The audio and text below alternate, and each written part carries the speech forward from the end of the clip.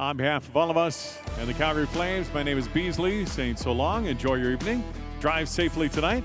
Now down to Brandon Parker and Ryan Dittrick of tonight's Flames TV Live post-game show presented by Original 16.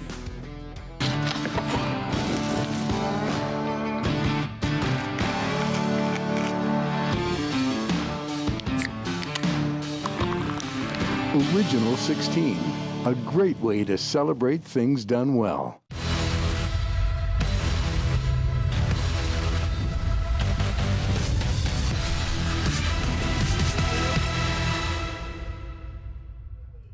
And welcome inside. It is Flames TV Live, the post-game show brought to you by Original 16, celebrating things done well. And that was one thing done very well here tonight, which was the overtime and an eventual Calgary Flames victory. The final here tonight is 3-2, thanks to Tyler Toffoli game-winning goal. He's doing an interview right now and behind us on Sportsnet and Hockey Night in Canada. Obviously, the stakes were big. It was a Hockey Night in Canada game, and you kind of sense the crowd rallying behind this group throughout that third period. What did you make of what we saw here tonight? Sense it too. This was two different hockey games, and I think over the past couple of days we've spent so much time talking about the Calgary Flames start and how they were able to, maybe not have the 60-minute effort that they've been looking for so far this season. We're not going to be talking about a 60-minute effort tonight. First period sort of got away from them a little bit, but I think what you're looking for after having a period that maybe didn't go your way and you surrender a couple of goals, the bounce back. And that intermission, crucial for them. They got their game back in order. The rest of the way, we started to see the offense come, but maybe more importantly, they started to manage the puck so much better in their own end and through the neutral zone, and that led to a lot of the chances that we saw tonight. Yeah, and it's interesting because we had Nazem Kadri there in the first intermission, just talked about not loving what they saw in that first period. But then, the first couple of shifts of the second period, and we'll get to the highlights, by the way, as the post-game show rolls around, expecting to hear from Rasmus Andersson live on the Flames TV desk here, and, of course, head coach Darryl Sutter, as well as a reaction from the Flames locker room as we set the table. But just to circle back, they started that second period and just sort of the momentum you could sense right at the opening puck drop in that second period just changed right there. Yeah, and give the top line credit. That was Jonathan Huberdeau, Tyler Toffoli, Elias Lindholm kind of setting the table for, a good grind-em-out shift. They were able to roll a line, get Michael Backlund's unit out there right after, and you kind of wear them down a little bit early in that period. And, the fourth line gets out there. Brett Ritchie finds the back of the net in a maybe fortuitous fashion. But those sorts of things happen when you're grinding the teams down, you're working the forecheck, and, again, this is a shot volume team, so Brett Ritchie's looking to put the puck in an area where you can create some opportunities. That's what we didn't see so much of in the first period, but it was clearly a focus for them in that middle frame. And it all started, like you said, with the first couple of shifts. Start building it for the next line, that's galloping over the boards. To his credit, he did mention he was trying to throw it right into the skates, so it was just a matter of whether it was going to go in or not. Hop in here, but Rasmus Andersson joins us as we'll welcome him into the Original 16 post-game show live, and we'll jump right into it. Rasmus, grab the mic there, and maybe just let's take us through the goal. I mean, possession, it's all about having the puck in overtime, and you guys did a lot of that. How did you set up that game winner? Well, it was kind of misplay by their side, and, I came with a lot of speed, and I saw, the first guy kind of came with a bad angle, and, I mean, as soon as I haven't even seen it. Yeah, take honestly. a look at it. There's right there. And That's then, obviously, I have a lot of speed there, carrying past the second guy, and Toff was wide open, so it was nice to get that one for sure. It was a big win. Yeah. What are you thinking there? Because you're taking the puck through the neutral zone, like you said, a lot of speed. But when you see Aho start to pinch you off there just inside the blue line, what are you thinking? Just speed up a little bit more? Yeah, or what? I think I got a little lucky. It kind of rolled up a little bit, and I think it bounced over his stick kind of. So I think I got a little lucky. But at the end of the day, it was just nice to see that puck go in. We were just talking about, as that third period or the 4-minute, you kill off that 4-minute power play too, and you could kind of feel this building. It was sort of rising and rising throughout a minute. Can you guys sense that and how big that momentum is, and just to kind of get through that wave of their power play to kind of get it to overtime the way you did? Yeah, it's always fun when the crowd is behind you, and obviously it was a huge kill there by the 10 guys who killed it, and it creates momentum. It's one of those things. As soon as you kill off a penalty, it creates momentum for the guys, and we just did a good job sticking with it after that, and it was nice to win an OT. I mean, we've been spending the past couple of days talking about the bounce back from the Buffalo game, and I know probably the start wasn't what you guys were looking for, but what changed in the intermission to put that period behind you and come out strong in the second? Well, I still think our 5-on-5 play isn't quite where it needs to be, and we get we get a power play goal, kind of gives us momentum, and then it's never a bad play throwing pucks at net, and that's what Butter did, and so it's just nice to see that go in. And then the game, weighs back and forth a little bit, and goes to OT. Two good teams playing against each other, and it's nice to get that win. Pair of assists, 100th assist of your career too. So congrats. Thanks for stopping by. Appreciate it. Thank you. Congrats. Thank you. Rasmus Andersson, he gets the setup on the overtime winner from Tyler Toffoli. A pair of assists for him tonight, and obviously the Calgary Flames pick up the victory, 3-2 the final here tonight at the Scotiabank Saddledome. Thought some really good stuff in there. Obviously breaking down that goal, and his first chance to watch it back, which is always kind of cool to see. Right through the player's eyes what he was thinking, what he was going through. But also. Again, this group will never be satisfied with just victories, and he points to 5-on-5 play, and that'll be an area of focus, I'm sure. And we'll hear from the coach here momentarily, but some good stuff in there, positives, but still obviously areas to build. Yeah, absolutely. And I mean, at this point in the season, we're only 5 games in. You can't expect your game to be perfect in every area, so it's good for the team too to rattle off 4 wins in the first 5. Makes the building process a lot easier. But if you can at least get through the night, pick up the 2 points, and still identify some areas of your game that you're doing well and still focus on the area of improvements, that makes the growing pains a lot more bearable. No question. Let's head into the highlights, guys. We've already talked a little bit about the game. We may as well show you what happened if you did miss some of it, and let's go right from the top. And it starts in the first period, and this team focused early on, at least talked about it this morning, about not starting well enough against Buffalo, but unfortunately it's more of the same to begin this hockey game, which was just under 2 minutes in Sebastian Aho's third of the season. Yeah, and we talked about puck management. Right there in the neutral zone, the puck doesn't get deep. It's back in transition, which we know this Hurricanes team really thrives on. Sebastian Aho just making a skill play there. Beautiful finish, no question, off the rush. And then this is kind of a goofy one, and there's a bit of traffic. Michael Stone's tangled up in the slot there, and one of the Hurricanes players as well, and it eventually knocks out Jacob Markstrom's stick, but it's the point shot from Calvin DeHaan that finds the back of the net. Yeah, Jacob Markstrom making a number of saves prior to this one, and like you said, just the battle in front with Michael Stone there, everybody sort of gets tangled, and that becomes a very difficult shot for Jacob Markstrom to handle, especially when he's looking through layers of traffic.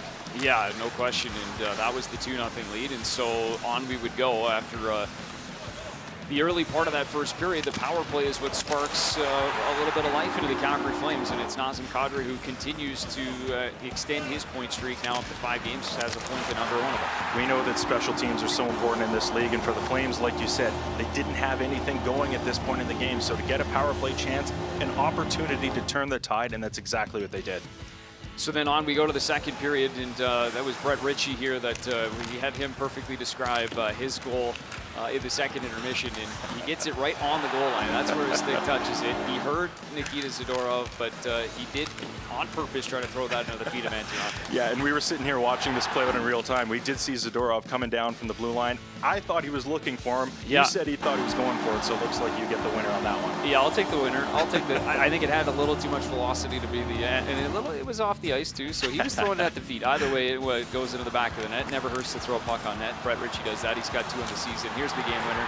You heard it best described by Rasmus Andersson just moments ago on this post-game show, but beautiful finish there from Tyler Toffoli. This crowd was great, and awesome. Happy that they get that moment to cheer here as the overtime winner. And you know what I love about that too? We saw throughout that overtime, just everybody sort of, playing that chess match that we often see in 3-on-3. It's all about puck possession, we know that, but for Rasmus Andersson to make a decision when he had the puck inside his own end, he said, I'm going. And that was really the first time in the entire period where we saw somebody bring it up with speed and create a chance off the rush. Well, it's interesting because, with the 3-on-3, it is chess. I mean, you'll see, make sure guys hold pucks, line changes, everything is so crucial in that 3-on-3, but a lot of times it boils down to one guy making a guy miss. So it's either going to be a mistake, or in that case, it was Rasmus Andersson beating 2 guys on the wall to help make that play happen. Let's head to the press conference room. Let's hear now from the head coach, Daryl Sutter, standing by with members of the media. Pardon? Exciting game, good game. What do you think of what you saw from your group in it? I think we had to make some adjustments after the first period. We did a good job of it. Can you just talk about the play that Rasmus made to set up that goal? Well, he played a lot tonight. I think that, I don't know if there's anything special he did. That's why they're out there. 3-on-3 are supposed to be guys that can pass and skate and shoot. It's not, I don't think it was, it was Ty's first shift, and give him the puck. He put it in the net. That's what he does.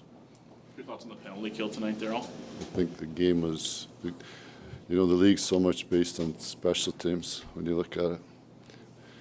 What's the difference between this game and the last game? Power play. Last game, they scored a shorthanded goal and a power play goal.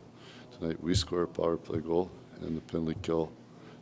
Those 10 guys that we used for the 4-minute, and even the other parts of the game did a hell of a job. And then the goal that's the winner's a 3-on-3. So it tells you what the game's about.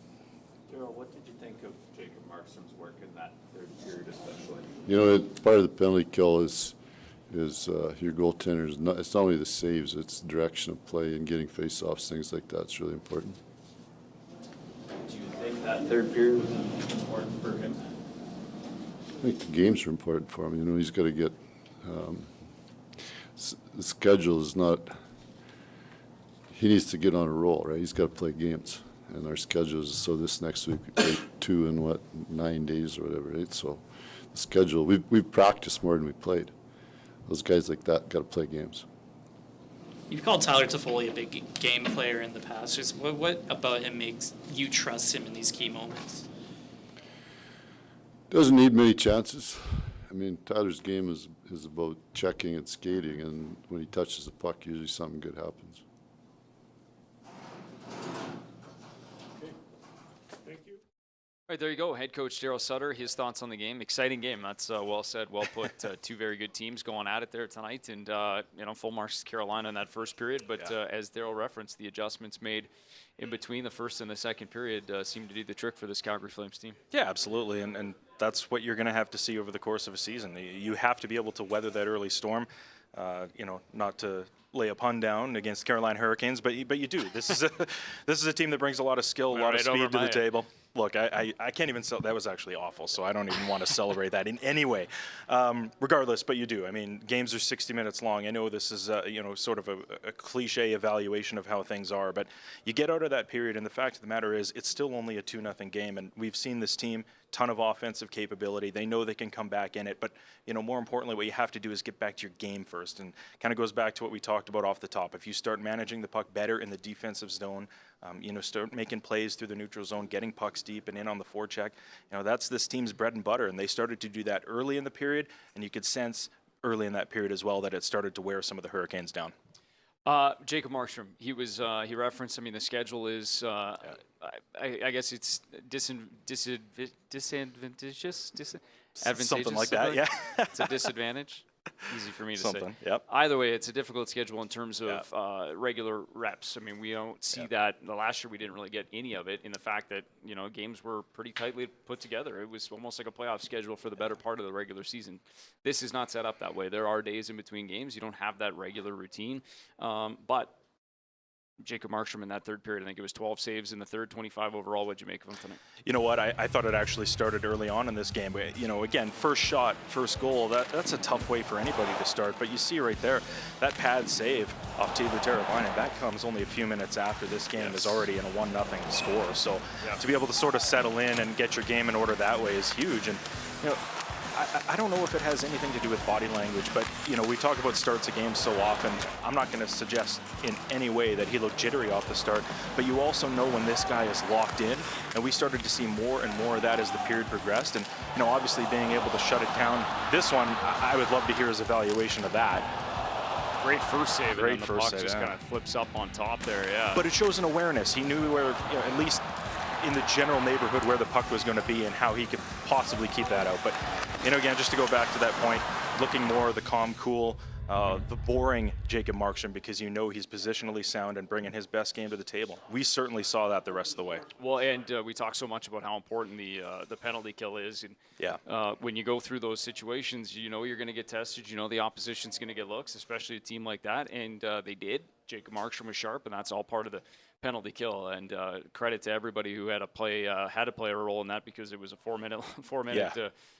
At that point in the game, it's a grind to get through that, and so a lot of guys had a hand in getting that thing killed off. Yeah, we had at that point, I think the Flames had 5 power plays, and the Hurricanes still only had 1 at this point. So we were sort of curious to see when that next one was going to come. You can sort of sense at some point they were going to get the advantage, and for it to be a 4-minute opportunity for them. You're not really sure what to expect. But like you said, it took until about the 1 minute mark left in that advantage before they really start to get set up and get a few of those looks. So the Flames are really good at disrupting entries and, creating a little bit of chaos at the blue lines, made life difficult on them and sending them back 200 feet. Yeah, no question. And you kind of look at that portion of the game and obviously huge. And when you look at, as Daryl Sutter so aptly put it, the power play, special teams play a huge role. Calgary goes 1 for 4.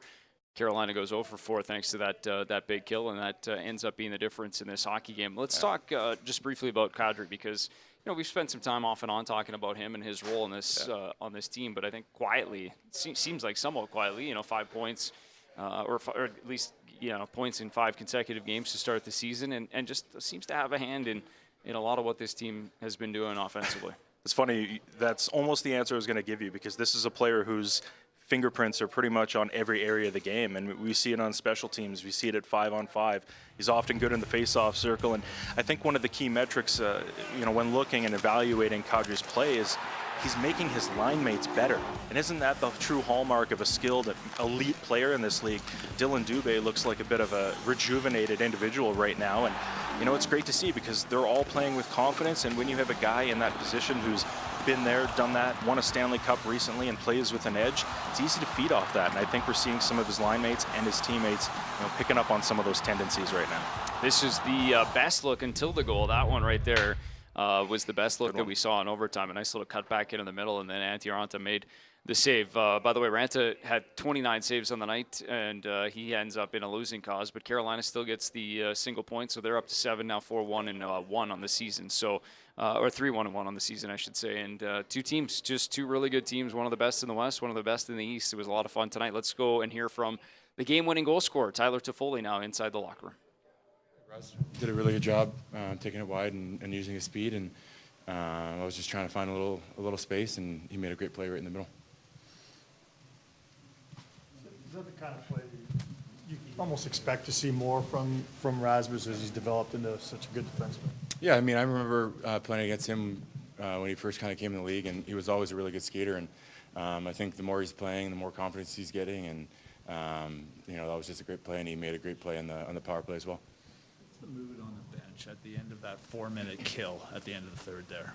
Yeah, it was a huge kill. It just showed the desperation that we have as a group and how important this win was for us tonight, and that it definitely helped giving us a little bit of momentum and going overtime.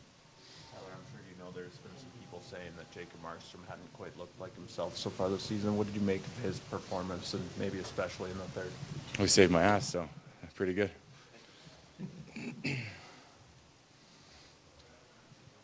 Good. All right, a little smile from Tyler Toffoli, and why not? This is the game-winning goal. Rasmus Andersson sets it up, and Toffoli hammers it home, and quickly he's off to 3 goals here in his first 5 games. Well, how good does it feel for Tyler Toffoli, too? All the talk this morning with Elias Lindholm and Jonathan Huberdeau with the media was about how the top line needs to, quote-unquote, get their game going, but Tyler Toffoli has had so many chances over the past few nights. One of these was bound to go in. We know against Vegas he had 5 shots. Buffalo he had 5 shots, 4 tonight, including the game-winning goal. I mean, this guy's career shooting percentage, it was bound to happen. And when he gets the puck on a tee on like that from Rasmus Andersson, he's not going to miss very often. No, well said. All right, let's go right back inside that Calgary Flames locker room and hear from your winning goaltender, Jacob Markstrom. What's a win like that do for this group? I know everybody was looking to put Buffalo behind them and kind of start on time, and yet you battled back from a deficit. Yeah, I mean, pretty much everything you said. It's,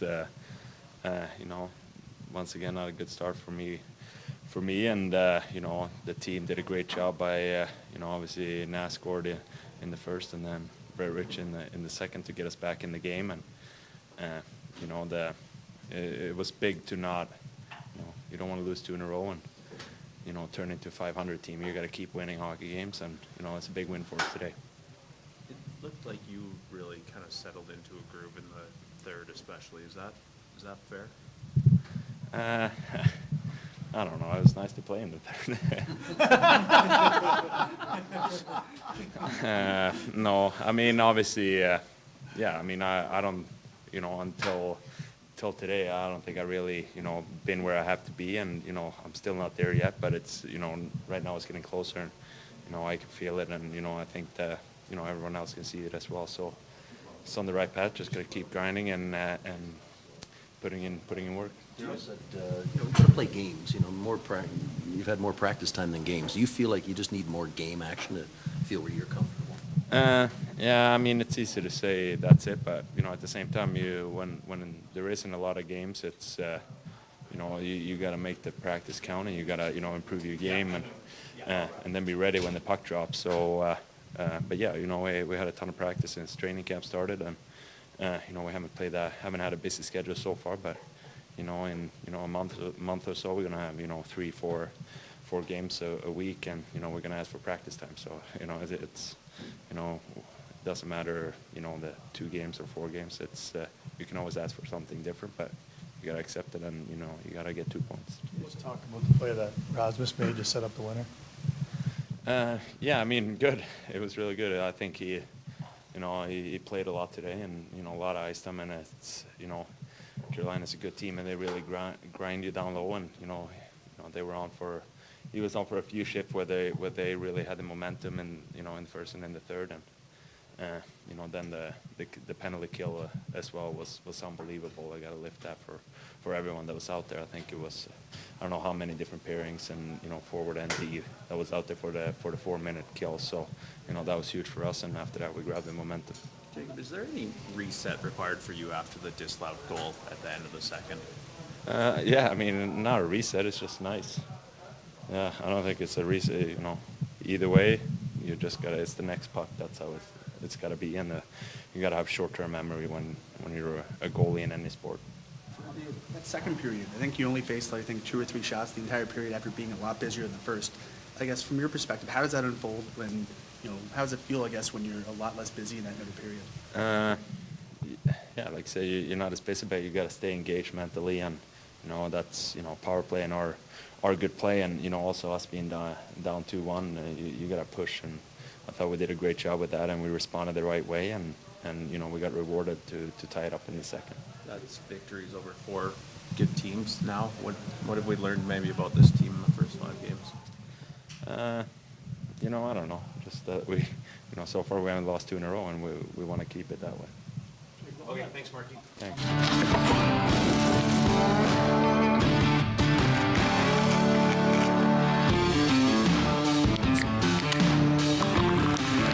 Original 16, a great way to celebrate things done well.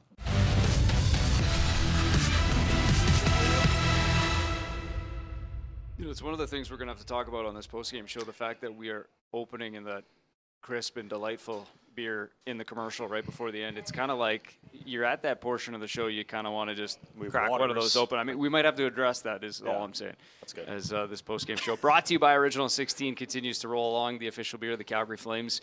Good to have them alongside and on board the Calgary Flames postgame show. And let's just a couple of things to finish up. He mentioned Rasmus Andersson, a number of different combinations to kill off that PK, but Rasmus Andersson was 27.5 minutes here tonight. That's a lot of work. That's a lot. Which he shows and has shown in the past that he can handle those just fine. As we'll take a look at some of his work from tonight. But he's a guy that's talked about every season coming back in and trying to take another step, elevate. He's the quarterback of the power play, pair of assists here tonight, and a guy that was all over it. We joke about it because we ask him almost in every single interview about the progression in his game, and I think we've been doing that all the way back to 2018. But when a guy is showing the sorts of signs that he is every night and being able to handle, like you said, a very heavy workload, and he's playing both ends of special teams as well, so he's kind of seeing it from all ends, and to be as impactful as he is, you just look at the sheet, it's at least 5 minutes more than anyone else tonight on the ice, and this is a workload he is becoming very quickly accustomed to, well over 20 minutes every night so far this year. It's the 3rd time, I believe, over 25 minutes. So we were trying to do some napkin math before we came on here. And again, this is a fairly significant increase for a player of his age from a year-to-year comparison in terms of workload. But this is a guy that wants to be a number 1 defenseman. He's playing number 1 minutes and is facing number 1 competition. So you're getting, at this point anyway, number 1 results. Yeah, well said. coming from a guy who can't do calculator math, napkin math is definitely out of that realm. All right, let's close the book on this hockey game. The schedule, as we've talked about, it's pretty light here coming up the next week. But one area of focus that this team has talked about for the last couple of years, at least under Darryl Sutter, win the week. And with the victory here tonight, they have done just that. Now going 2-1 in this week, and they'll turn the page and look ahead to the next one coming up on Tuesday night. As for us here tonight, it is a Calgary Flames victory. They had to come from behind yet again, similar to the game on Tuesday night against the Vegas Golden Knights. Tonight, down 2-0. They fight back with a goal in the first, then a goal in the second, and eventually a game winner off the stick of Tyler Toffoli. 3-2 the final tonight over the Carolina Hurricanes. Coming up next, it's a date against another Eastern Conference team. The Pittsburgh Penguins are in town on Tuesday night at the Scotiabank Saddledome. That's when we'll see you next. Thanks for watching Flames Postgame Live, brought to you by Original 16.